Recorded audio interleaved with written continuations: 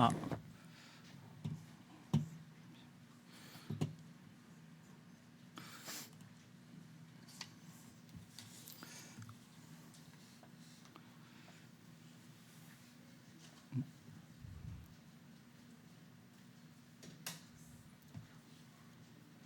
네, 그러면 인사하고 시작하도록 하겠습니다. 임마누엘. 네, 오늘은 저를 포함한 서지원 형제님과 또 이현배 형제님 총 이렇게 저를 포함해서 3명 형제님들을 통해서 저희가 지난 1년 동안 설교 실습을 배우면서 이제 했던 마지막 과제인 발표의 시간을 가지려고 하는데요. 좀 많이 부족할 수 있을지라도 함께 좀 넓은 마음으로 이렇게 들어주시면 감사하겠습니다. 네, 그러면 말씀하도록 하겠습니다. 네, 오늘은 성경에서 말하는 마지막 날의 두 모습이라는 주제로 함께 성도님들과 교제를 나눠보고자 합니다. 총 이렇게 간단하게 3가지의 차례로 준비를 해 보았습니다. 네, 먼저 들어가기 앞서서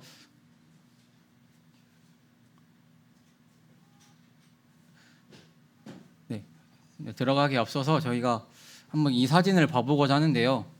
사진 보시면 어떤 모습이 보이시는 건가요? 어떤 모습이 보이시죠? 한 아이가 이제 물이 흐르는 곳에서 머리를 대고 물을 막고 있는 모습을 볼 수 있습니다. 이것은 2021년도 7월 최근에 있었던 사진인데요.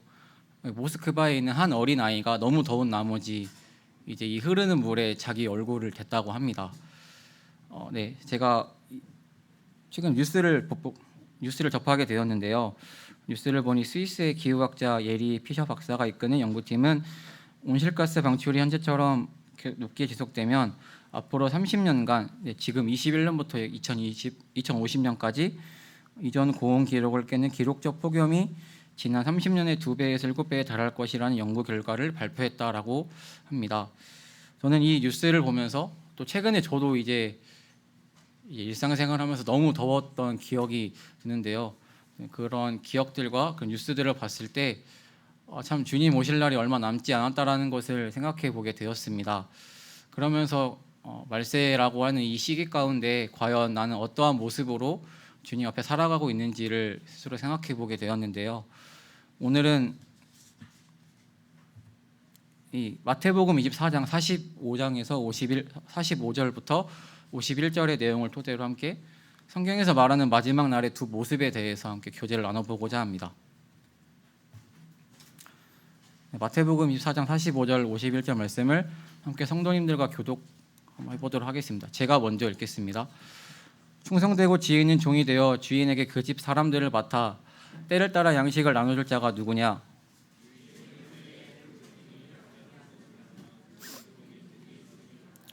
내가 진실로 너희에게 이르노니 주인이 그의 모든 소유를 그에게 맡기리라.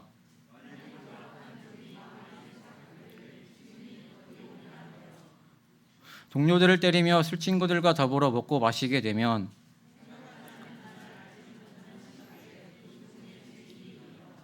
어미 때리고 외식하는 자가 받는 벌에 처하리니 거기서 슬피 울며 이를 갈리라. 감사합니다. 이 말씀을 보시면 총 2가지의 모습이 나와 있습니다. 오늘은 그 2가지의 모습 중에서 먼저는 첫 번째로 충성되고 지혜 있는 종의 모습을 한번 살펴보고자 합니다. 미리 한번 키워드를 드려보자면 때를 따라 양식을 나눠줄 자라고 생각해 주시면 생각해 주시면 될 것 같습니다. 말씀 다시 보시면 이 빨간색 글씨를 함께 보겠습니다. 때를 따라 양식을 나눠줄 자, 곧 이런 사람이 하나님 말씀하시기를 충성되고 지혜 있는 종이라고 말씀을 하고 있습니다.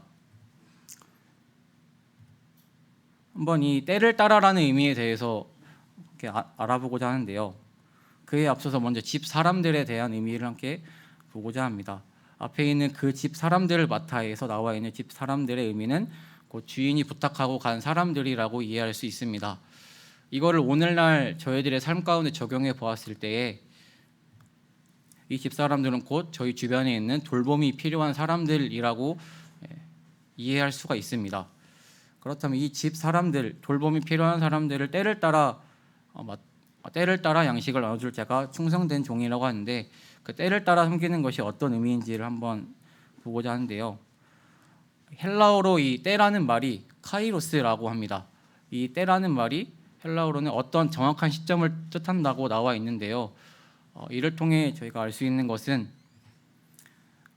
이 충성된 종은 주인이 언제 올지를 정확하게 인지하고 있는 종의 모습이라는 것을 알 수 있습니다. 한마디로 주인이 꼭 다시 온다라고 약속을 했을 때 그 말씀을 있는 그대로 믿고 그 오실 날을 기다리면서 자기에게 맡겨진 일대로 충성되게 행하는 것이 곧 성경에서 말하고 있는 충성된 지혜로운 종의 모습이라고 성경에서 말하고 있습니다. 다음으로 양식을 나눠줄 자인데요. 이 양식은 곧 돌봄이 필요한 영혼들을 위한 섬김이라고 이해할 수가 있습니다. 주님 보시기에 충성되고 지혜 있는 종은 그 집 사람들, 한마디로 주님께서 저희들에게 날마다 삶 가운데서 보여주시는 그러한 돌봄이 필요한 종들을 위하여서 돌봄이 필요한 영혼들을 위해 섬김을 베푸는 것이 곧 주님 보시기에 충성되고 지혜 있는 종이라고 말씀을 하고 있습니다. 그 양식이라고 하면 그 성도들을 위한, 그 구도자들을 위한 기도가 될 수도 있습니다. 또한 그 성도들을 위해, 또 구도자들을 위해 직접 발로 찾아가 만나는 것이 또한 양식을 챙겨주는 것으로서도 이해될 수가 있습니다. 또 마지막으로는 그 영혼들과 함께 주님의 말씀 가운데 함께 교제를 나누면서 그 마음 가운데 영의 양식을 채우는 것이 또한 성경에서 말하는 충성되고 지혜 있는 종의 모습이라고 저희는 이해할 수가 있습니다. 그러면 악한 종의 모습은 과연 어떠한 모습일까요? 이것 또한 한번 제가 키워드를 정리해봤습니다. 세상과 벗한 자 정리해봤고요. 네, 말씀 보시면 파란색 부분에 약한 종은 마음에 생각하기를 주인이 덜이 오리라 하여 동료들을 때리며 술 친구들과 더불어 먹고 마시게 된다라고 말씀을 하고 있습니다. 첫 번째로는 덜이 오리라라는 말씀입니다. 이 말은 곧 주인께서 다시 온다고 약속한 그런 주인의 말씀을 경히 여겼던 그 종의 모습을, 그 종의 마음이라는 것을 알 수 있습니다. 또한 이것은 매 순간 충성되기보다는 매 순간 자기 마음대로 움직이는 게으른 종의 모습인데요. 한번 상상을 해보았습니다. 이렇게 더디 오리라라고 했던 그 종의 마음 가운데 분명히 내가 내 주인이 올 날은 이 정도 될 것 같으니 이 주인이 오기 전까지는 내가 하고 싶은 것들을 하면서 또 내가 즐길 것 즐기면서 하다가 주인이 올 때쯤 되면은 그때 내가 할 일 하면 되겠구나라는 그런 어떻게 보면 참 불순하고 안일한 마음으로 또 섬길 수도 있겠다라는 생각을 할 수 있습니다. 그러한 모습 가운데 더디 오리라라고 하는 그런 종이 하나님 보시기에 악한 종이라는 것을 알 수 있습니다. 두 번째로는 동료들을 때리며입니다. 이 동료들을 때린다라는 말은 내 옆에 있는 동료를 소중히 여기지 않는 모습이라고 볼 수 있습니다. 저희 주변에는 저희 모임 안에서는 함께 주님을 섬기는 여러 지체들이 있습니다. 함께 주님을 섬기는 지체들을 이렇게 소중히 여기지 않는 모습이 이 말씀 가운데 분명히 보인다라고 이 마태복음에서 말씀을 하고 있습니다. 이는 곧 주님이 동일한 사랑으로 사랑했던 그 성도를 사랑으로서 마땅히 대하지 않는 모습인데요. 이는 내 옆에 있는 사람에게 한 행동이 곧 주님께 한 행동이라는 그 성경의 말씀에 빗대어 봤을 때 분명히 주님 마음에 아파하시는 모습일 거라고 생각이 듭니다. 이렇듯 동료들을 때리는 모습 또한 말씀 가운데 악한 종의 모습으로서 나오는 하나의 모습이라고 볼 수 있습니다. 네, 마지막으로는 술 친구들과 더불어 먹고 마시는인데요. 이는 곧 세상과 벗되어 살아가는 모습이라고 볼 수 있습니다. 주인의 말씀을 기억하고 감사함으로 살아가기보다는 세상의 가치관과 그 세상의 문화가 주는 즐거움을 따라 살아가는 그런 모습이라고 저희는 이해할 수가 있습니다. 이렇듯 참 말씀 가운데 하나님이 주신 말씀 가운데 순종함으로 살아가기보다는 또 그 안에서 만족함으로 살아가기보다는 거기에 불평을 하고 또 그것에 만족하지 않고 세상이 주는 가치관에 빠져 살아가는 것이 성경에서는 이 말세 가운데 보이는 악한 종의 모습이라고 말씀하고 있습니다. 성경에서는 또 이게 충성되고 지혜로운 종과 이 악한 종의 결과에 대해서 말씀을 하고 있는데요. 충성되고 지혜로운 종에게는 그의 모든 소유를 맡긴다라고 말씀을 하고 있습니다. 그의 모든 소유라 하면 곧 주인의 모든 소유라는 의미인데요. 저희들의 주인 되신 예수님의 모든 소유는 곧 하늘나라라고 생각할 수가 있습니다. 충성되고 지혜로운 종에게는 주님께서는 약속하셨습니다. 저 하늘나라가 너희의 것이라고 분명히 성경에서는 말씀을 하고 약속을 하고 있습니다. 또 하늘에 속한 모든 신령한 복을 저희들에게 허락하신다라고 에베소서 말씀에서도 나와 있습니다. 하지만 악한 종에게는 엄히 때리는 벌에 처한다고 말씀을 하고 있는데요. 이 엄히 때린다라는 헬라어 원어로서는 디코토메오라고 합니다. 이 디코토메오라는 말은 두동강을 내다라는 말인데요. 네, 굳이 제가 어떠한 더 설명을 드리지 않아도 이게 얼마나 무서운 단어인지를 느끼실 수 있을 겁니다. 아무튼 성경에서는 이렇게 악한 종에게는 분명히 엄중한 벌에 처할 것이라고 말씀을 하고 있습니다. 과연 지금까지 충성되고 지혜 있는 종과 악한 종의 모습을 함께 보았는데요. 이 말세를 살아가는 저희들의 모습 가운데 과연 저는 어떠한 종의 모습인지 한번 생각해 보시는 시간을 가졌으면 좋겠습니다.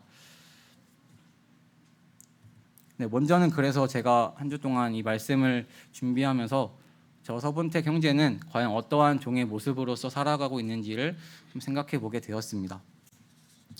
주님의 자녀라고 하면서 자신은 먼저는 과연 삶 속에서 만나게 하신 그런 구도자 영혼을 얼마나 사랑으로서 섬기고 있는지를 생각해 보게 되었습니다.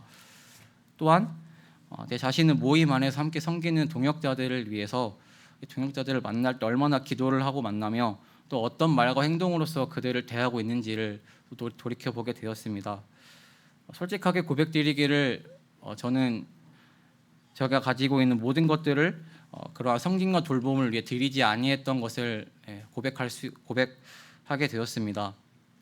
그 안일한 마음과 또 게으름, 또 어떻게 보면 성격적인 이유로 성령께서 보여주시는 구도자 그리고 성도들을 위해서 기도하고 또 시간을 내어 만나는 것을 미뤘던 정말 부끄러운 모습들이 있었던 것을 보게 되었습니다. 또 때때로 저의 말광실 가운데 한 몸을 이루고 있는 내 옆에 있는 지체를 세워주는 말을 하고 있지 아니하는 저의 모습들을 또 볼 수 있었습니다.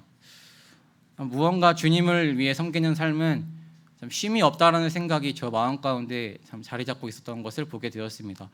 또 한편으로는 은연중에 뭔가 주님께서 인도하시는 길은 나만 희생해야 되는 건가라는 생각이 들면서 저에게 맡겨진 그런 영혼들을 돌보는 일에 참 불평을 하고 또 불순종했던 모습들이 참 있었던 것을 또 말씀 가운데 돌이켜 볼 수 있었습니다. 그러면서 마음 가운데 주님 옆에 정말 많은 부끄러운 마음이 들었는데요.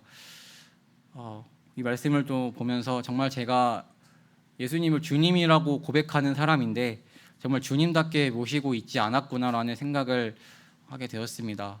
앞서서 보았던 악한 종과 같이 세상의 가치관과 세상이 주는 그런 만족 또 내 육신의 소욕을 따라 내가 주인 되어 살고 있었던 저의 모습을 돌이켜 볼 수 있었습니다. 그러면서 주님께서 저의 마음 가운데 보여주신 말씀이 있습니다. 제가 읽겠습니다. 이에 예수께서 제자들에게 이르시되 누구든지 나를 따라오려거든 자기를 부인하고 자기 십자가를 지고 나를 따를 것이니라. 마태복음 16장 24절 말씀인데요.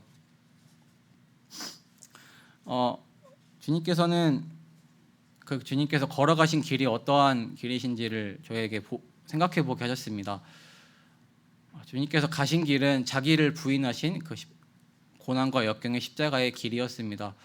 그렇다면 그러한 분을 주인으로 모시고 살아가는 저는 그 주인의 종된 자로서 과연 어떠한 마음을 가지고 살아가야 되는지를 좀 생각해 보게 되었습니다. 저도 자기를 부인하신 그 주님의 그런 모습처럼 저 또한 당연히 제 삶 가운데서 제 자신을 부인하고 주님께서 저에게 주어주신 십자가를 마땅히 지고 충성되게 살아가야 할 것입니다. 그렇게 봤을 때 당장 저는 제 주변에 있는 영혼들을 위해서 또 기도를 해야 될 것입니다. 또한 제 주변에 있는 영혼들을 위해서 섬기고 계속적으로 사랑해야 할 것입니다. 제가 한 이 작은 기도와 그로부터 이루어진 여러 작은 행동들이 그 섬김을 받는 영혼들에게 분명 작은 씨앗으로 그 안의 마음 가운데 심겨질 것입니다. 그리고 주님 오시기 전까지 또한 그 싹이 계속 자라나기 전까지 전 충성되이 그 일을 감당해 나가야 할 것입니다. 네, 말씀 한 구절 더 보겠습니다. 이르되 갈릴리 사람들아 어찌하여 서서 하늘을 쳐다보느냐 너희 가운데 올려지시니 예수는 하늘로 가심을 본 그대로 오시리라 하였느니라. 사도행전 말씀인데요. 주님께서는 분명 말씀하시기를 너희 가운데 올려지시니 예수는 하늘로 가심을 본 그대로 다시 오신다라고 말씀하셨습니다. 네, 곧 주님께서는 정말 다시 오십니다. 이 말씀이 당연히 이제 하루하루 살아가다 보니 되게 마음까지 무뎌지게 될 수도 있고 또 이 말씀이 저의 삶과 참 많은 괴리감이 느껴질 때도 있을 것입니다. 하지만 주님께서 분명히 말씀하셨던 이 말씀을 기억하면서 저희는 주님 다시 오실 그날까지 저희들에게 보여주시는 여러 영혼들을 위해 충성되이 섬겨야 할 것입니다. 마지막 시대를 살아가는 저희 성도님들 분명 그 길은 좁은 길입니다. 참 저도 이 말씀을 계속 묵상하면서 제 마음 가운데 왜 주님의 길은 꼭 좁은 길이어야만 하나라는 생각을 많이 하게 되면서 참 많이 낙담했던 때가 있었는데요.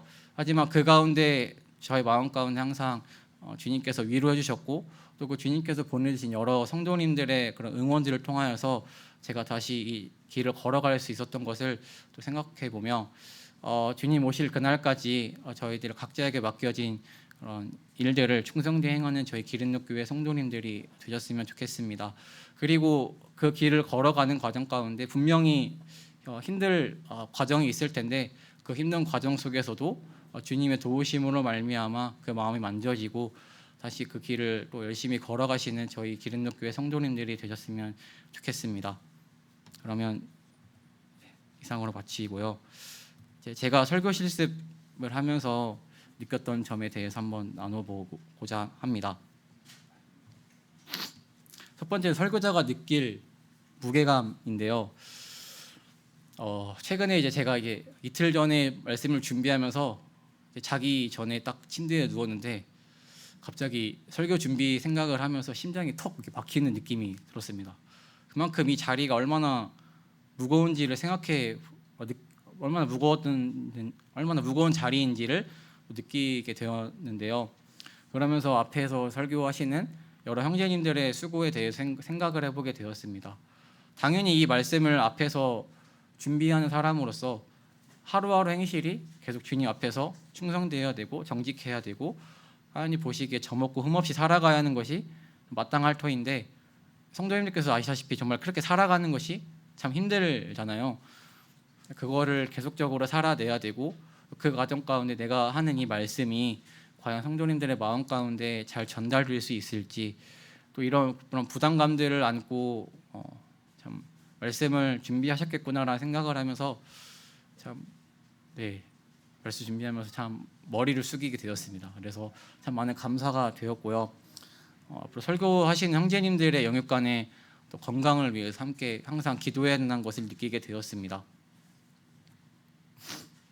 마지막으로 추천하고 싶습니다라는 걸로 마치려고 하는데요.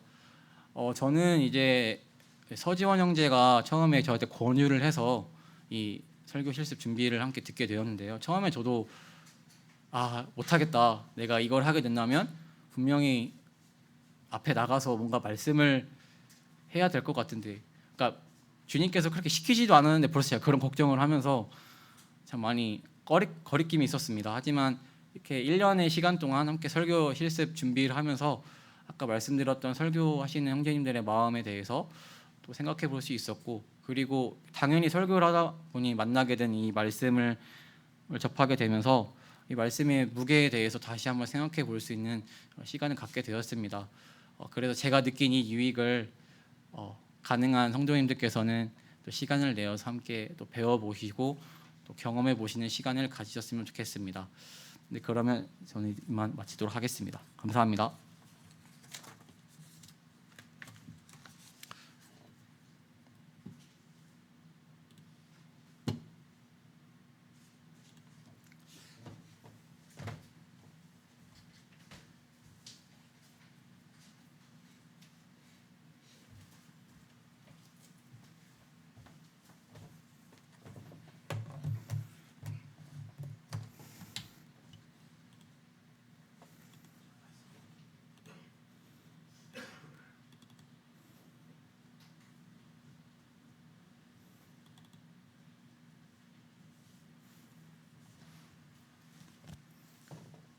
네, 인사하도록 하겠습니다. 임마누엘.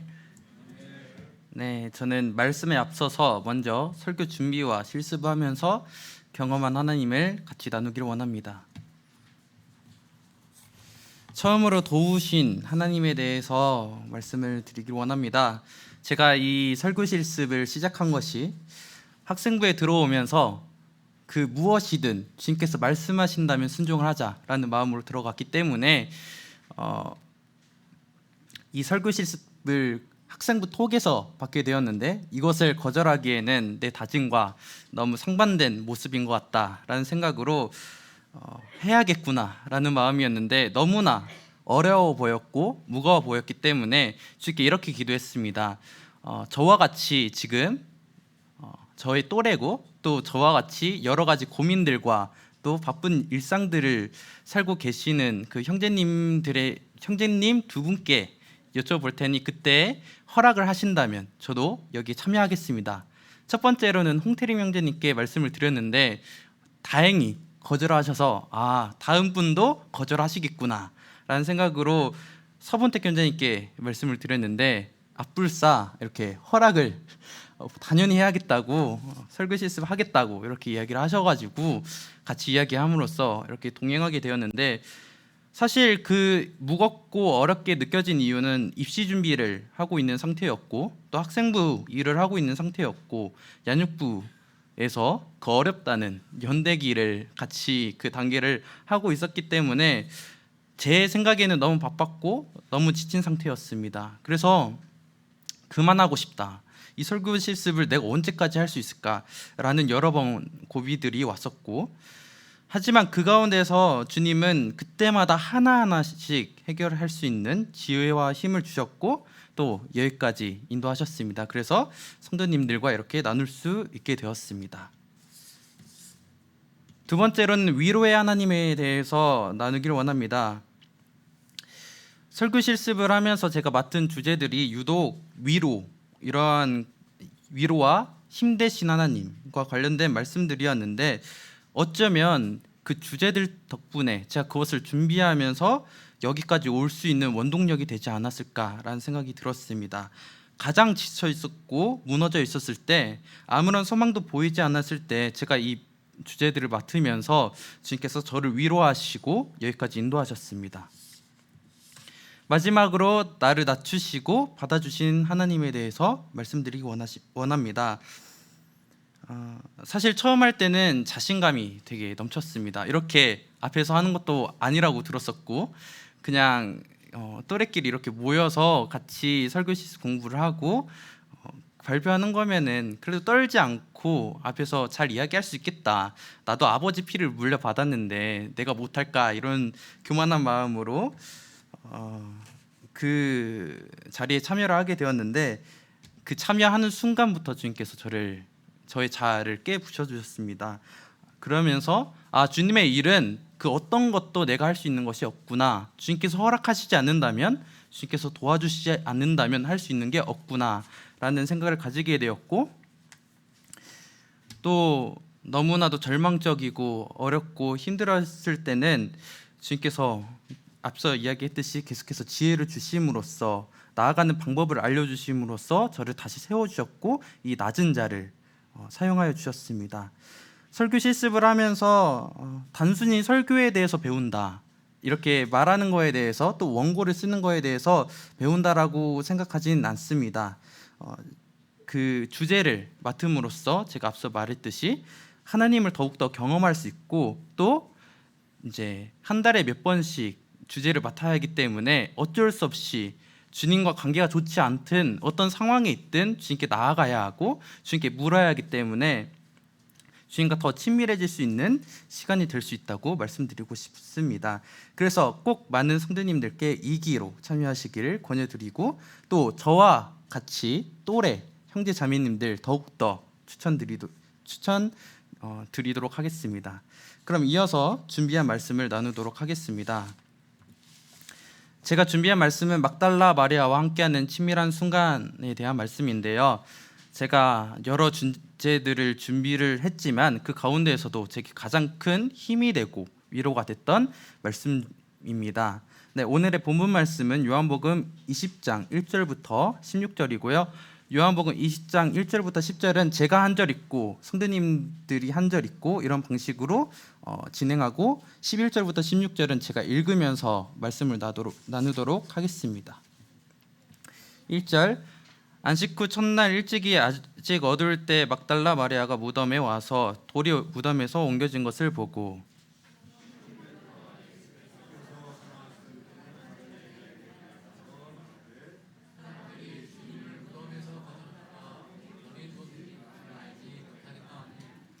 베드로와 그 다른 제자가 나가서 무덤으로 갈새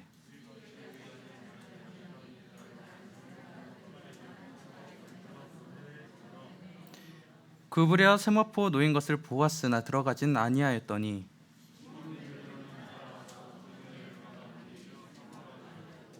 또 머리를 쌌던 수건은 세마포와 함께 놓이지 않고 딴 곳에 쌌던 대로 놓여 있더라.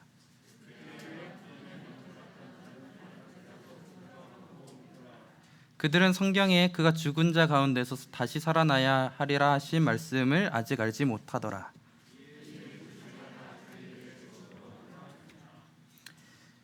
네, 오늘의 말씀은 예수님을 사랑하며 따랐던 제자들이 죽음 앞에서 주님을 잃어버림으로 참담함과 비통함을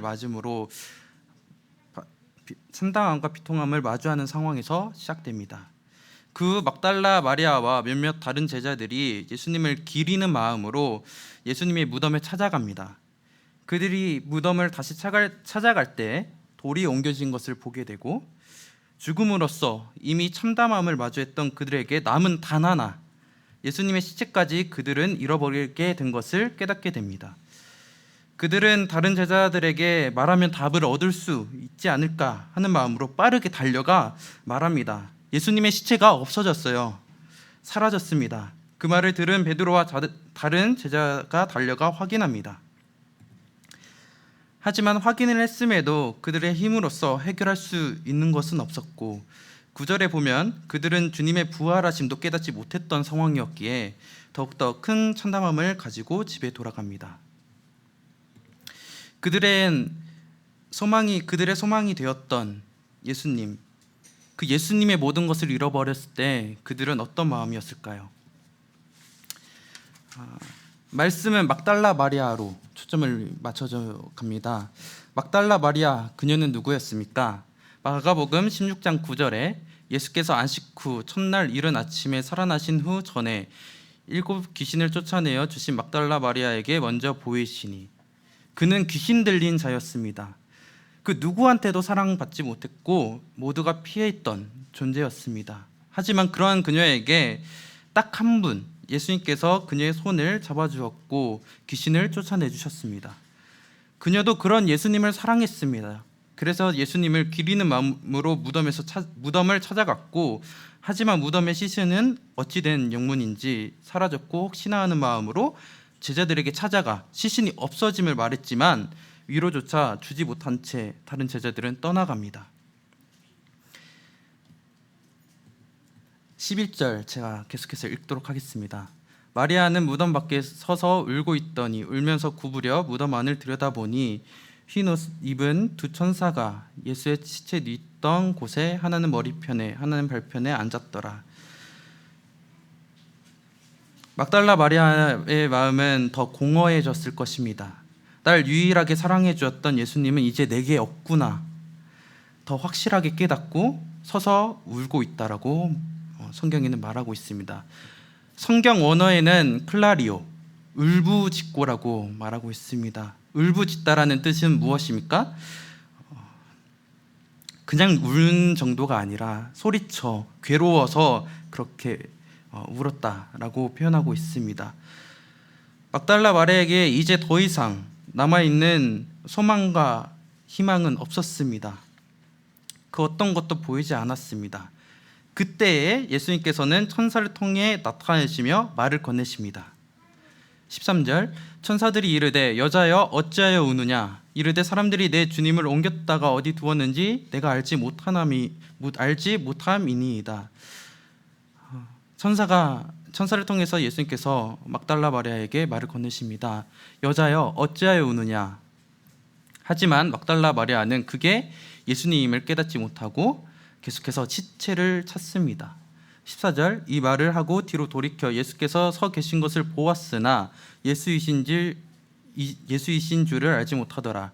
예수께서 이르시되 여자여 어찌하여 울며 누구를 찾느냐 하시니 마리아는 그가 동산지기인 줄 알고 이르되 주여 당신이 옮겼거든 어디 두었는지 내게 이르소서 그리하면 내가 가져가리이다.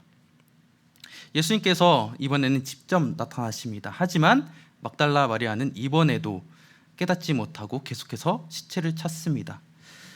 16절에 마지막으로 한 번 더 마리아야 라고 이야기하십니다. 예수께서 마리아야 하시거늘 마리아가 돌이켜 히브리 말로 라보니 하니 이는 선생님이라는 말이라. 예수님께서 마리아야 했을 때 그때서야 막달라 마리아는 그분이 예수님임을 알게 되었고 외칩니다. 라보니, 이 말은 선생님이라는 뜻이라고 합니다. 모든 것을 잃어버렸고 모든 희망이 보이지 않고 그 어떤 소망도 가질 수 없었을 때 예수님께서 나타나셔서 마리아에게 말씀하셨습니다. 우리가 살다 보면 때로는 막달라 마리아와 또 제자들과 같은 상황들이 올 때가 있습니다. 이해할 수 없는 상황에 슬픔을 마주하기도 하고 막막하고 답답한 상황들에 아무런 소망이 보이지 않을 때도 있습니다. 그로 인해 우리의 무능함과 연약함을 더 크게 느낄 때도 있습니다. 뿐만 아니라 주님을 믿고 따른다는 이유만으로 많은 것들을 포기해야 한다고 느껴져 모든 것을 포기하고 싶을 때도 오기도 합니다. 하지만 우리가 가장 큰 비참함을 맞고 가장 큰 아픔과 슬픔을 겪고 있을 때 막달라 마리아에게 주님께서 건네셨던 그 말씀과 같이 우리에게 건네십니다. 어찌하여 우느냐? 어찌하여 슬퍼하느냐? 어찌하여 불행한 사람처럼 있느냐? 또 무엇을 찾느냐? 세상의 성공에 왜 너를 맞추려고 하느냐? 라고 주님께서 말씀하십니다. 또 내가 너와 항상 함께 하겠고 너가 너 스스로 작아 보이고 모든 것을 잃은 것 같아도 너는 모든 것을 얻은 자이며 내 자녀다 라고 말씀하십니다.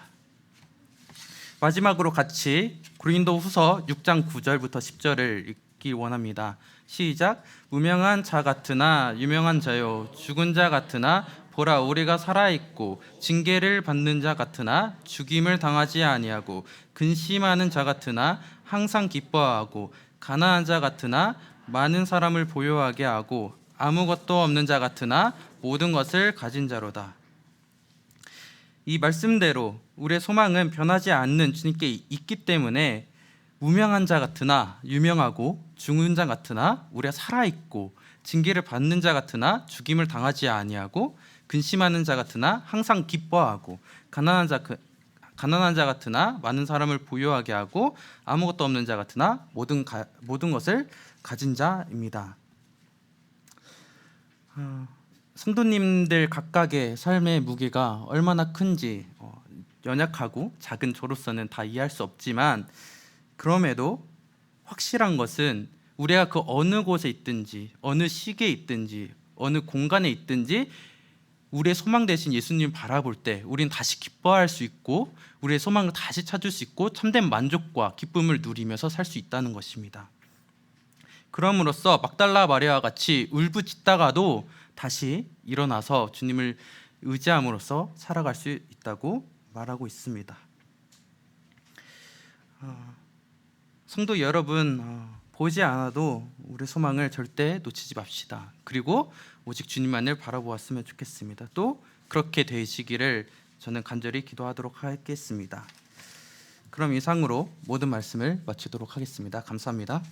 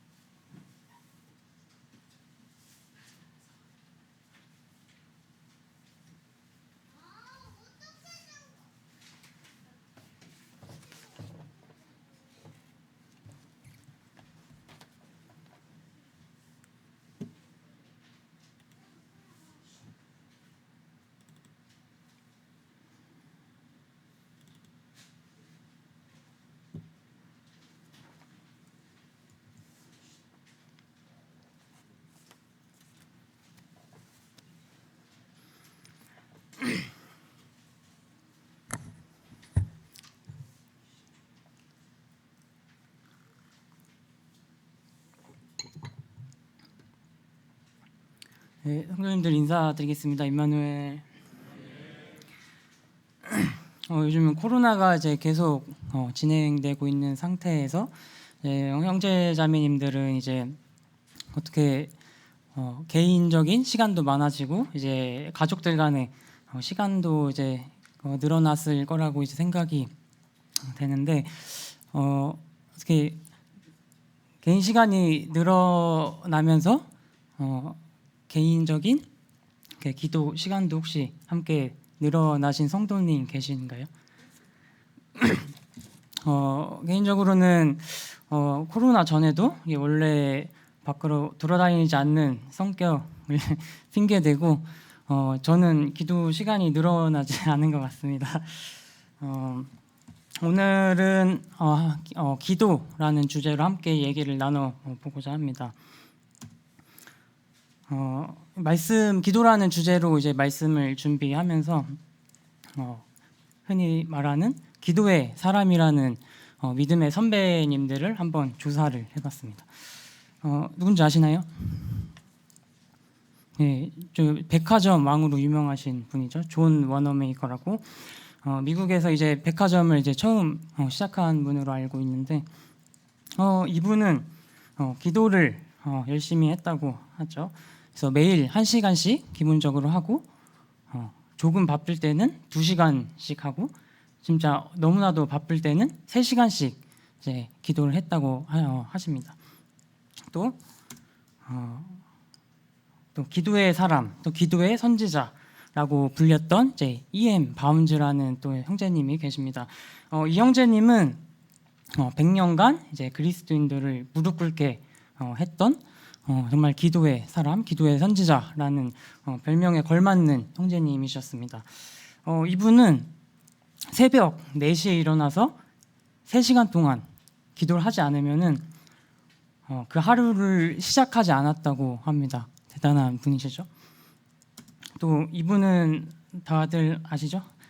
종교 개혁을 일으켰던 마틴 루터라는 분이신데 이분은 이렇게 말을 했습니다. 나는 할 일이 너무 많기 때문에 내가 가진 제일 좋은 3시간을 이제 기도에 투자하지 않고서는 내 일을 다 마무리할 수 없다라는 말을 이렇게 하셨습니다. 혹자는 이렇게 얘기를 합니다.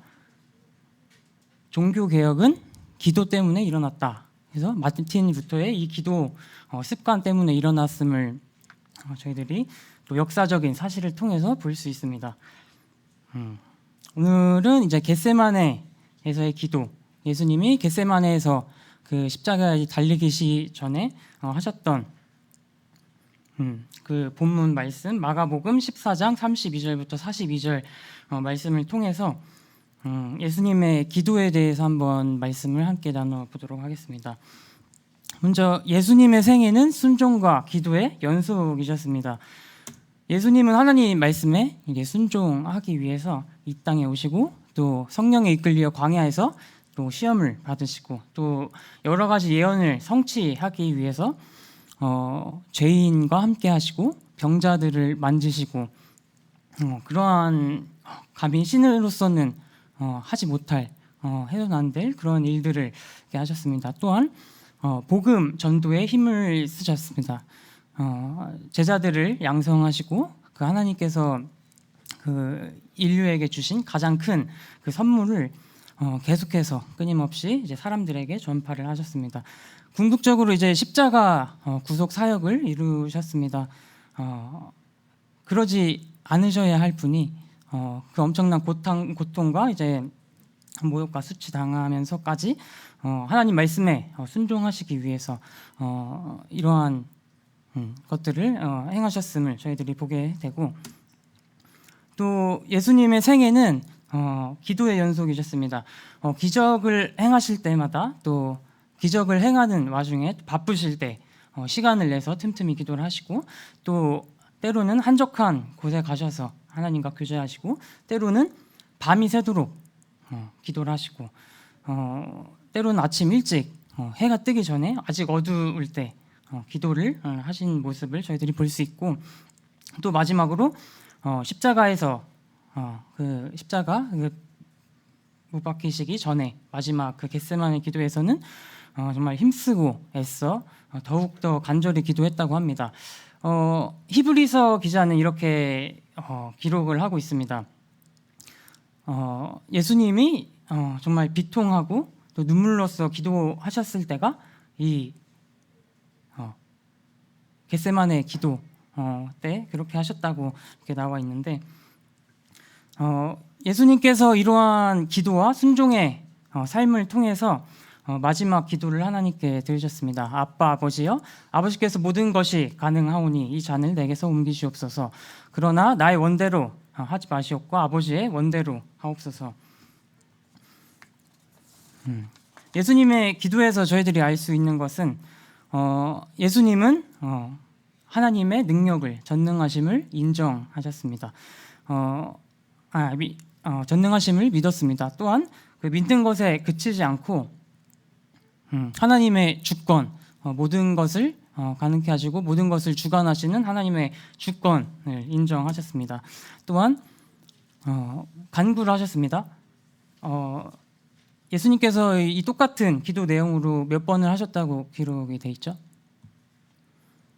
3번을 똑같은 기도를 이제 반복을 하셔서 정말 땀이 피처럼 흐를 때까지 또 울면서 비통하신 그런 마음으로 3번을 간구를 하셨습니다. 또 아버지의 원대로 하옵소서라는 기도를 하셨습니다. 베드로가 이제 예수님이 잡히실 때 이제 그 잡으러 온 한 종의 귀를 벨 때 예수님께서 하신 말씀이 있으십니다.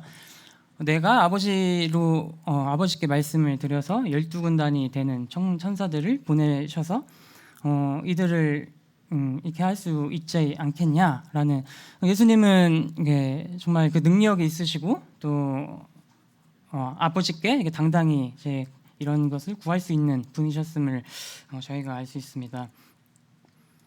예수님께서 이렇게 저희들에게 보여주신 순종과 기도의 삶이 저희들의 삶 가운데서 동일하게 일어나야 함을 하나님은 성경에서 이제 말씀을 하고 계십니다.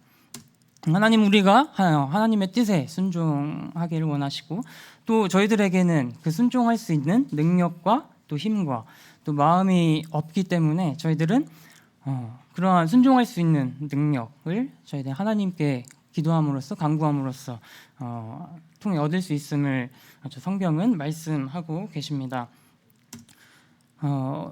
마가복음 1장 35절에 보면은 새벽 아직 밝기도 전에 예수께서 일어나 나가 한적한 곳으로 가서 거기서 기도하시더니, 이 기도하시더니라는 이 단어가 이제 헬라어로는 프로슈케터라고 라는 단어를 이제 사용을 했습니다.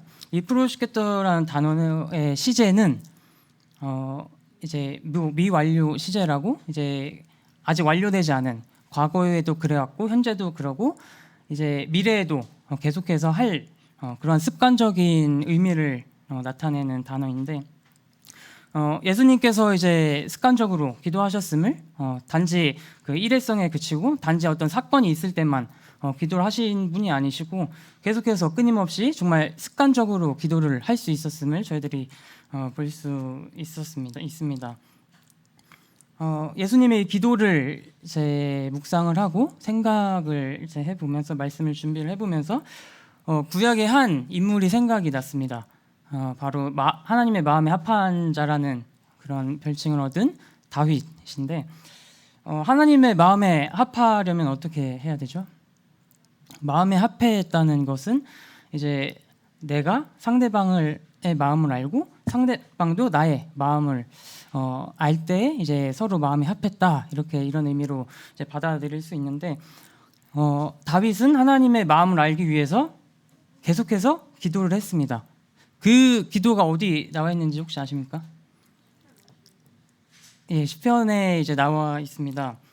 그래서 개인적으로는 다윗이 이제 시편에 쓴 그 여러 찬양들과 시와 고백들이 이제 다윗의 한 기도가 이제 그 찬양을 좀 곡조를 붙여서 때로는 시를 운율을 띄어서 이제 다시 이제 책으로 이제 기록했다고 생각을 하는데, 다윗이 억울한 상황 가운데서도 또 자기가 감당할 수 없는 그런 상황 가운데서도, 그리고 정말 모욕을 받고 정말 받지 않아도 될 그런 고통을 받으면서 그런 와중에 이제 다윗이 한 행동은 때로는 탄원을 하기도 하고, 때로는 하나님께 간구를 드리기도 하고, 때로는 자신의 죄에 대해서 회개를 하기도 하고, 또 자신에게 고통을 주는 원수들을 향해서 저주를 하기도 하고, 또 자신에게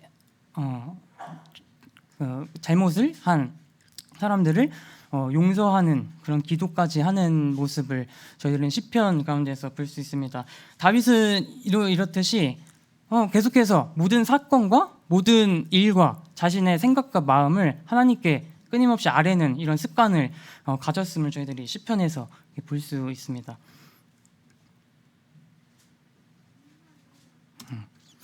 그래서 하나님께서는 저희들에게 삶의 그 한순간 한순간 요구를 하십니다.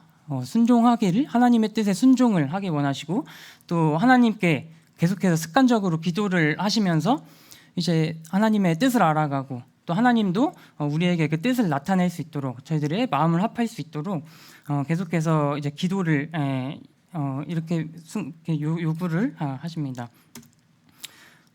저희들이 순종을 하기 위해서 기도를 하고, 또 기도를 했기 때문에 또 순종을 해야 합니다. 왜냐하면 그리스도께서 저희들을 위해서 그 그리스도의 생애에 걸쳐서 그런 순종과 기도의 모습을 보여주셨고, 또 궁극적으로는 십자가 그런 사건을 통해서 정말 그 극단적인 그런 상황 가운데서도 하나님께 순종하는 그 상황 가운데서 기도하는 모습을 보이시면서 저희들에게 본을 보여주셨습니다.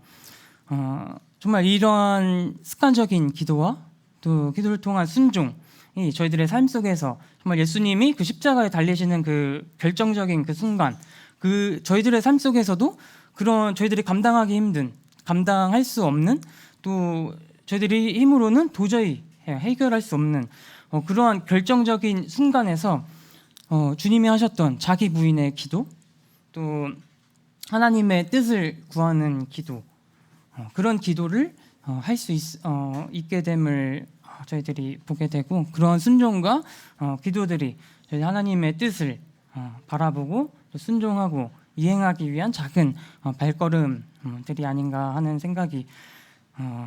생각을 하게 됩니다. 이제 마지막으로 다윗의 시편 63편에 나오는 다윗의 고백입니다. 이 다윗의 고백은 압살롬에게 이제 쫓겨서 유대 광야로 이제 나갔을 때 다윗이 하나님께 드린 기도인데, 한번 읽어 보겠습니다. 하나님이여, 주는 나의 하나님이시라. 내가 간절히 주를 찾되 물이 없어 마르고 황폐한 땅에서 내 영혼이 주를 갈망하며 내 육체가 주를 앙무하나이다. 내가 주의 권능과 영광을 보기 위하여 이와 같이 성소에서 주를 바라보았나이다. 주의 인자하심이 생명보다 나음으로 내 입술이 주를 찬양할 것이라. 다윗이 정말 그 말도 안 되는 그 자신의 아들한테 쫓기는, 자신의 아들이 압살롬이 자기를 죽이러 군사들을 풀어서 이렇게 쫓기는 상황에서 이러한 고백을 했습니다. 그래서 다윗의 1절을 보면은 다윗이 한 고백은 정말 물이 없고 황폐한 땅에서 유대 광야에서 그 물이 없는 땅, 그런 땅에서 다윗의 고백을 했고, 또 다윗이 처한 그 상황, 정말 좀 힘들고 정말 하나님을 갈망해야 하는 이 상황 가운데서 정말 다윗은 불평을 한 게 아니고 상대방을 저주를 한 게 아니고 자신을 저주하는 그 상대방을 찾아가서 공격을 한 게 아니고 다윗의 영혼은 주를 갈망했다고 고백을 하고, 다윗의 육체는 주를 앙모하였다고 고백을 하는 모습을 저희들은 다윗을 통해서 볼 수 있습니다. 이 다윗은 이제 하나님의 이런 권능과 영광을 나타내기 위해서 또 보기 위해서 주를 이렇게 바라보는 이게 모습. 그리고 3절은 이제 저희가 찬양으로 이게 즐겨 부르는 구절이죠. 주의 인자심이 생명보다 나음으로 내 입술이 주를 찬양할 것이라. 하나님의 인자하심. 다윗은 하나님의 인자하심을 사모했습니다. 심지어 자기 생명보다 자기가 죽는 것보다 하나님이 자신을 사랑하신 사실을 믿었고 하나님이 자신을 사랑하기 때문에 모든 것을 자신의 모든 상황을 주관하시고 모든 주권을 가지신 그런 하나님을 믿고 입술로 하나님을 찬양했다고 이렇게 나와 있습니다. 다윗의 이 정말 고백을 저희들이 이제 마지막으로 생각을 해보면서 정말 이